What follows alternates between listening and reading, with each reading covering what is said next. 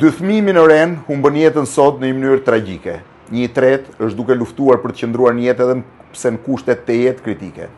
Të 3 bashk, ata që janë viktimat një aksidenti tragjik sot paradite në zonën e Knetës në Durrës.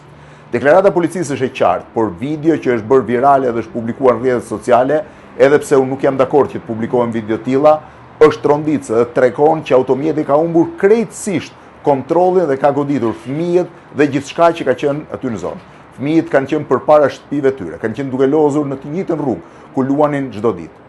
Thash, unë nuk i di detajet e aksidentit dhe do të jetë policia e cila duhet hetojë dhe duhet verifikojë deri në fund në çfarë rrethana ka ndodhur.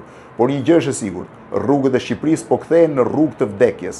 Pak ditë më parë, një miliarder kinez i cili kishte ardhur vizitonte Shqipërinë humbi jetën në zonën e Librash del Elbasanit, pra në zonën e Xibrakës.